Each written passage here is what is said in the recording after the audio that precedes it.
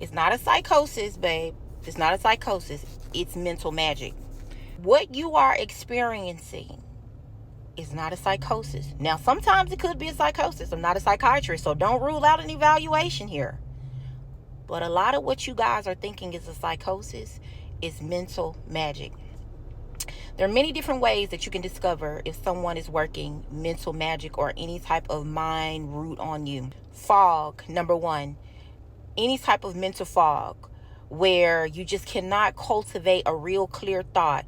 You've been with yourself long enough to know your thoughts, what I always call domestic thoughts from foreign thoughts. You've been with yourself enough to know, especially if you're a very positive person, a high vibing person, you just look on the brighter side of life. You've been with yourself enough to know the way that you process your thoughts. So if you wake up and you just hear some type of foreign thought, it's your voice in your head, mental magic. Tired all the time. A lot of fatigue. There is a lot of fatigue. There's an attack on the body where no matter how much rest you get, no matter how long you sleep, you still feel extremely tired. That's an attack on the body. The attack on the body to make you tired is to reduce your productivity so you won't have enough energy to produce any type of benefits or, go to work, go to school, and just have a clear focus. So you're always fatigued. Feeling the need to go and hide. If you are a very outgoing person, you get along with just about anybody, you're kind of like, you're seen as like the life of the party, or everywhere you go, people just light up when you come in the room, things of that nature. You start to feel a need to go and hide or force yourself into isolation for some reason. You don't know why. You lose a passion for the thing that used to set your heart on fire.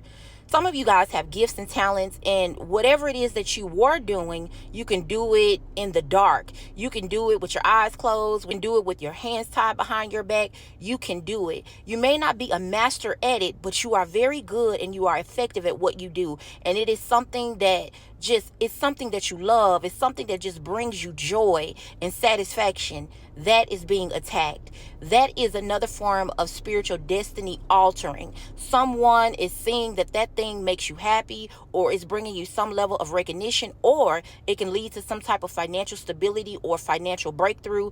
That is being attacked. They're trying to redirect you from that thing that you're passionate about that can lead to maybe some lifelong stability or financial longevity, and they're attacking that.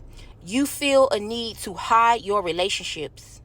There is a need to hide your associations from the world. Why?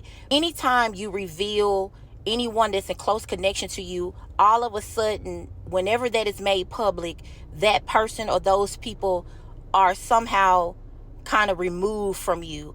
There is something that you can't put your hands on, but it automatically divides you from those people or that person. That is something spiritual going on.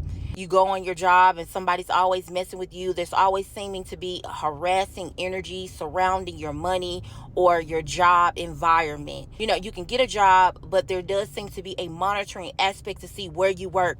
Anytime someone is always trying to see where you work, what is your business? What's your business? Do you have a business, and what are you doing, and how good is it doing, and where do you work? Someone is working behind the scenes to try to put some type of money spell or some type of money magic on you, trying to create some type of poverty in your life. And those are just the ones that I can think of. However, self-deliverance.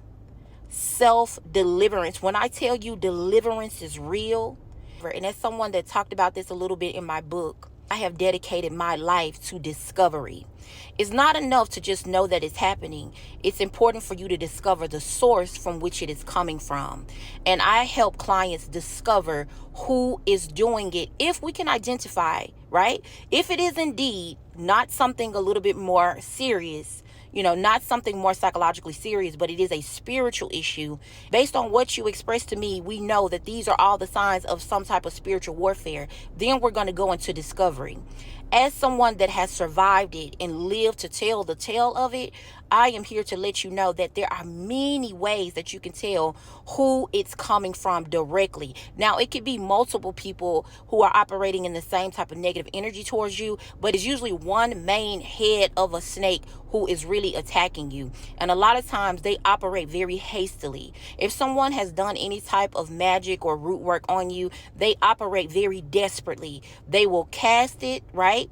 They will set an intention, and then they will move like they are confident that it's working by attacking you in the physical realm. So if there was some type of mental magic to make it appear that you have a psychosis, then they will make a claim that you have a psychosis. Why? Because they have gone behind the scenes to do something to make you believe that you are indeed kind of off, right? They're creating spiritual misfortunes to make you believe that you done lost your mind, and then they will make claims that you've lost your mind, and then they will start moving so hastily and sloppily because they have confidence, because they've set an intention and they've already did the work, so they know that it's working and they know that it's effective because they've already set an intention, but they don't know that you are aware of what they have done.